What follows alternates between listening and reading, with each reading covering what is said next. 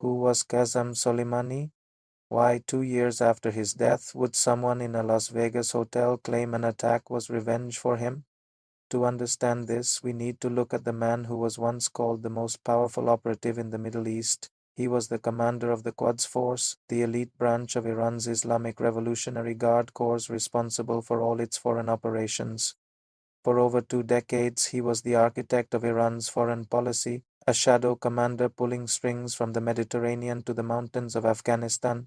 Soleimani wasn't just another general to many in Iran, he was the living embodiment of national strength and a protector of the Shia faith. He was considered the very backbone of their national security.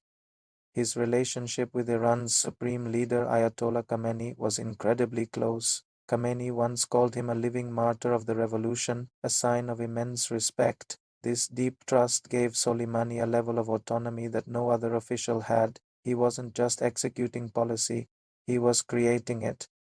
His grand project was the Shia Crescent, a land corridor of influence stretching from Tehran through Iraq and Syria all the way to Beirut in Lebanon.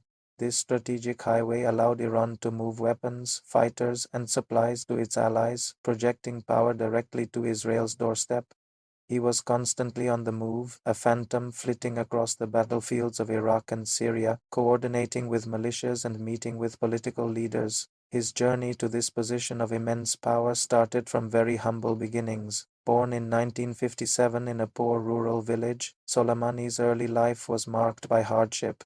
He left school at just 13 and moved to a nearby city to work on a construction site to help repay his father's debts. He was a product of the 1979 Iranian Revolution, which transformed his country and his own destiny. When the Iran-Iraq War broke out in 1980, he joined the newly formed Islamic Revolutionary Guard Corps.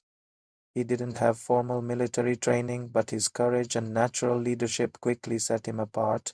He rose through the ranks with astonishing speed, earning a reputation for leading daring reconnaissance missions behind enemy lines. The brutal 8-year war forged him into a hardened and pragmatic commander. He learned firsthand the value of asymmetric warfare and the power of loyal proxy forces, lessons he would apply across the entire Middle East.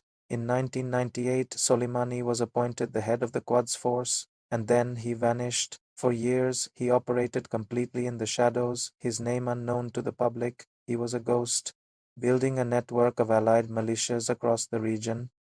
His moment to step onto the world stage came after the 2003 US invasion of Iraq. With Saddam Hussein gone, a power vacuum emerged, and Soleimani masterfully filled it. He became the undisputed kingmaker of Iraqi politics, managing the chaotic landscape from behind the scenes. It was said that no Iraqi prime minister could be appointed without his approval.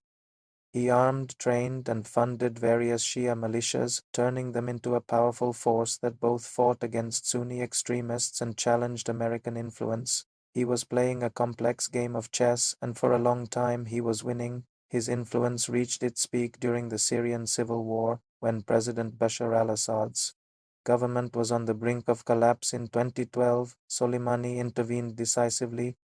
He flew to Damascus and took personal command of the effort to save the regime. He brought in thousands of fighters from Hezbollah in Lebanon, Shia militias from Iraq, and Afghan mercenaries. He essentially rebuilt the Syrian army's shattered morale and coordinated the war effort. His intervention turned the tide of the war. But even that wasn't enough. In the summer of 2015, with the situation still precarious, Soleimani made a secret trip to Moscow.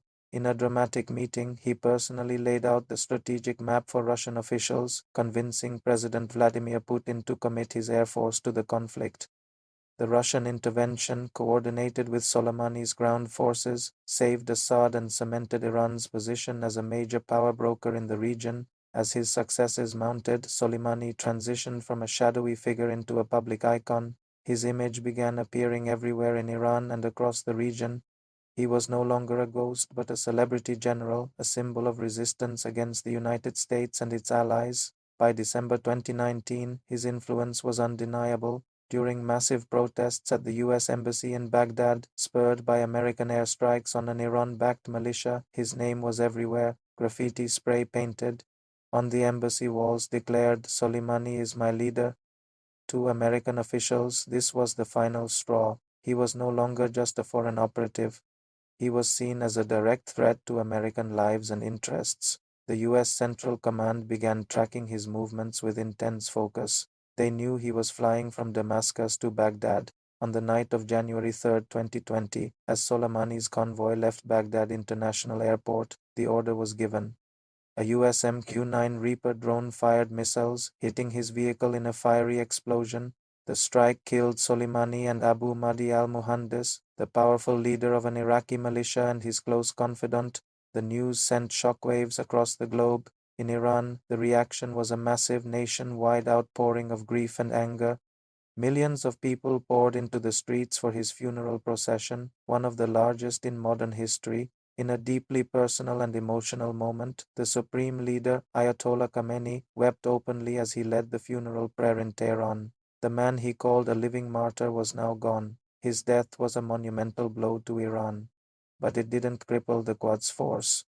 The era of the charismatic, irreplaceable commander was over. Iran's strategy shifted, becoming more institutional and bureaucratic, relying on the vast network Soleimani had built rather than on a single individual.